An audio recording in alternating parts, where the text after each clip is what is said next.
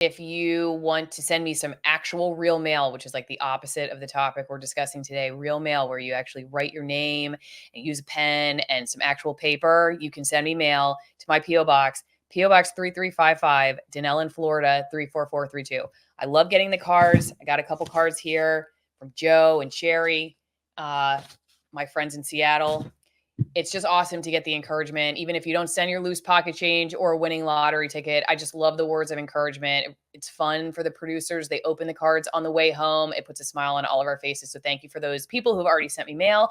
Also, don't forget this month, Birch Gold has become a sponsor. So if you like texting, you're totally bored, and you also are interested in investing in gold, you can text Alison with one L, Alison, to 989-898, and you'll get all the information you ever wanted.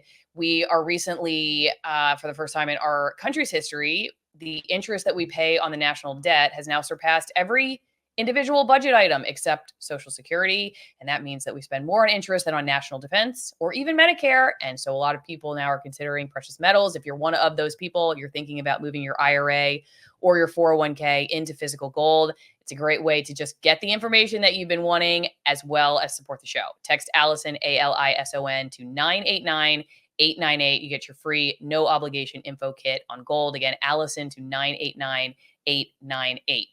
And with that, let's bring in our esteemed guest who never leaves us without, well, everything you've ever wanted to know and more on whatever topic it is that we're talking about. There's Ryan. Ryan's back. Ryan, we're talking about the next generation of the Internet of Bodies could meld tech and human bodies together. And you flagged for me before we went live that we're talking already about the next generation. So this isn't a new story. It was brought to my attention. You know, I'm a dummy when it comes to a lot of this stuff. It was just brought to my attention. So I've done some research on it and realized I've been missing it for a long time. A lot of us have. And I think probably then that means we should start with a primer, assume that a lot of people also don't know what this means, the Internet of Bodies. So let's start there. What does it mean, the Internet of Bodies, or IOB as some people call it?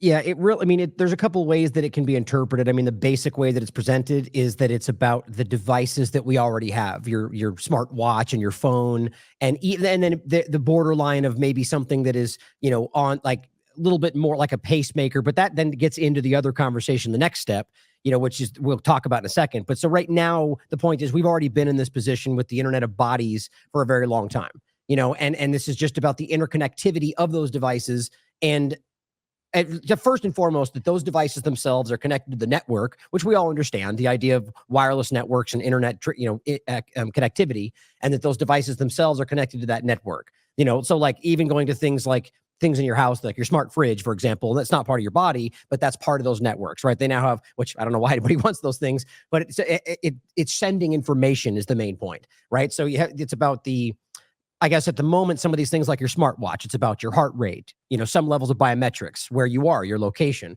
And they argue it's just for your own benefit. But of course, I think we all know at some level that's not really, at least it's not always what that is. And so that's the first part of this. But it's already, and for a long time, we've been way past that. And this kind of dovetails with the idea of the Internet of Nano things. And even what we'll talk about in a second, the W-band, or the wireless body area networks. And this gets into the overlap of a lot of these things that are, you know, still trying to be presented, I argue, from a place where they don't want people to be worried about it. Because I personally feel it's much, I don't want to say darker necessarily, but just more insidious. There's something, a different agenda than just doing this for your benefit around all this, at least in some cases.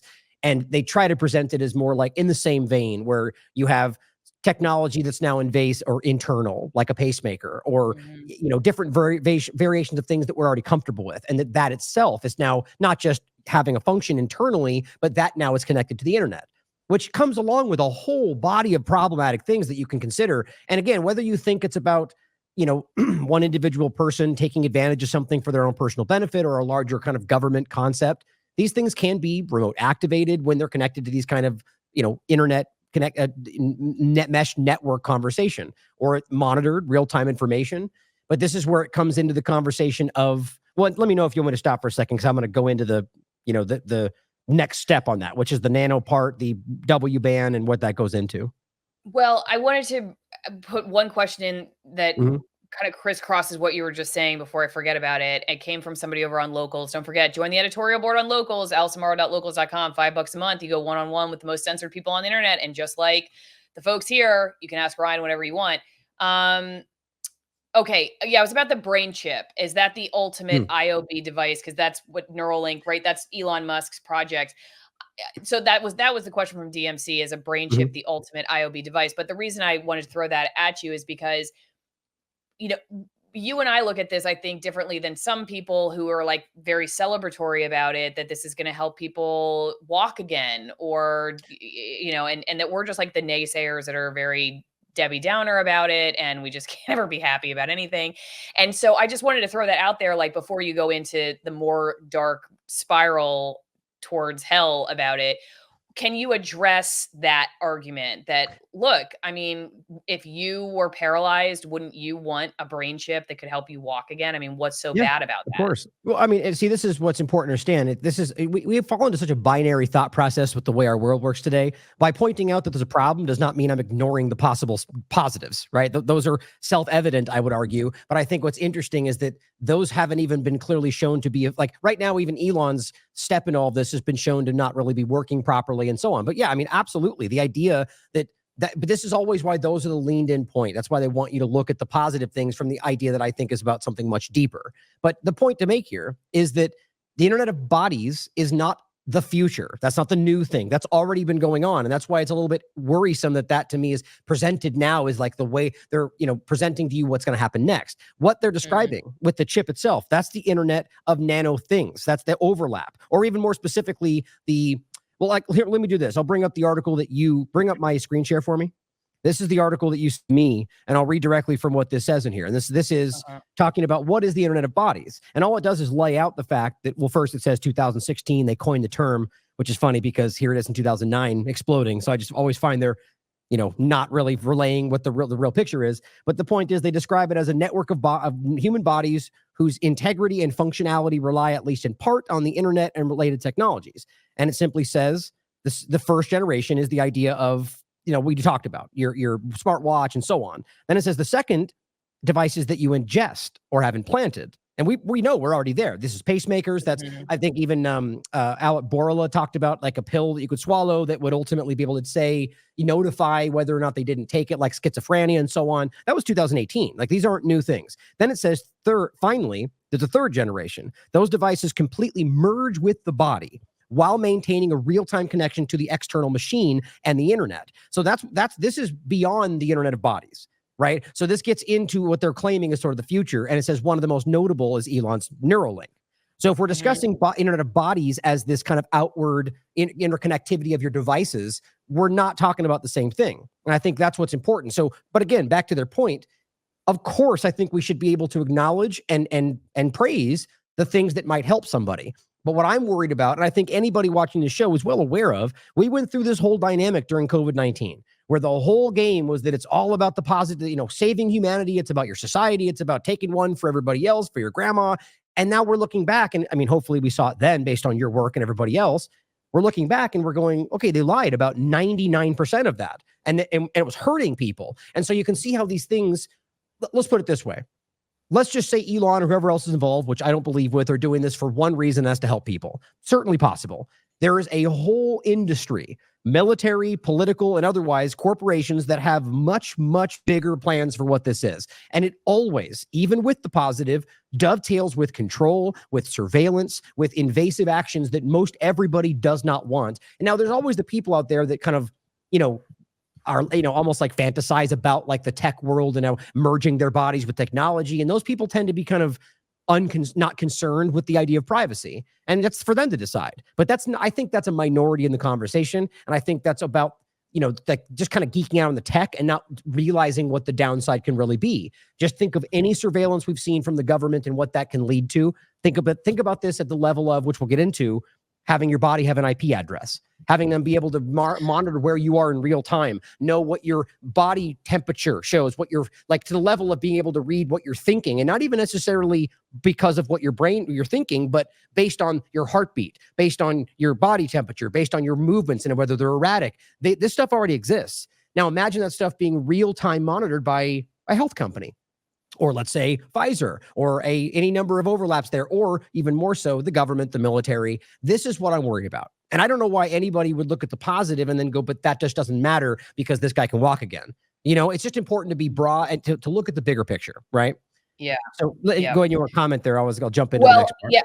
What was the question was, is the brain chip the ultimate IOB device? So do you consider it Internet of Bodies or post Internet of Bodies? That's my point, is that it's well beyond the Internet of Well Bodies. beyond But that. these conversations can be, kind of merged. People use these terms sometimes interchangeably, but it's not Yeah. accurate. The Internet of Bodies is what we discussed first. Now, even though it lists Uh, those three phases, that's what gets into the W-band Internet of nano things, Internet of nano bodies. These are all separate topics, right? And so the Internet of okay. nano bodies, Internet of nano things is where we get into the idea of these things being internal, and even the nanotechnology being connected to a network within your body, in your bloodstream, Mhm, and then that being connected to like a mesh network. And this is where it gets mhm. really, alarming for me. Ryan, with this technology, is it a choice individually, whereas I just can opt out and not participate? Or is it the Mm. kind of thing where once it's released into society, we have no choice? Like you will, you will have to comply. Like if my neighbor sprays Roundup, all over and it drifts over to my property, I Mhm. don't really have a choice. And so where is the individual choice in all this? How much choice do we have to comply or not comply? Where is it headed to in that regard? That's a good question, but that depends on what aspect of this we're talking about, right? Because you're getting into, which I'll touch on, because everyone knows, including your audience, that I'm very, very concerned about the nanotechnology smart dust side of this. But that's not the only Mhm. part, right? Nanotechnology is not just microscopic things. I mean, we're talking about things that are, in some cases even visible, right? But it's the kind of like microchips and things we've talked about, which I still think are like the terms like microchip and like robot are archaic in what we're dealing with, especially as we're talking about like the convergence of like biology and technology, which is the whole Great Reset. Klaus Schwab, I mean, they're proudly praising that concept. But so the point is that I think that your point is about whether it's something you can avoid. So if we're talking about let's just say we're taking the brain chip conversation. Well, yes, obviously you can just be like, I don't want that. I don't want a part of that. But you could argue that there could eventually be some kind of a conversation that argues that we should do it as a society because it improves X, Y, and Z, and it'll save grandma. And like, we've all seen how that works. I find that to be a little far-fetched, only because we're already so far past this idea of a big chip going in your brain. To be quite honest, and I think this is not a unique opinion, I find the physical machine brain interface to be a red herring. I think we're well past that when it comes to the way the technology works, talking about optogenetic, magnetogenetics, and using light or magnetic reaction to be able to control the same kind of thing, but without a physical connection. So the good news is you can join my wine club and never go to your nanobot technology cocktail party without an amazing glass of wine. And it's real wine. You don't have to inject a brain chip into somebody's head that tells them it's good wine in order for them to like it. They will like it just naturally because it's amazing wine.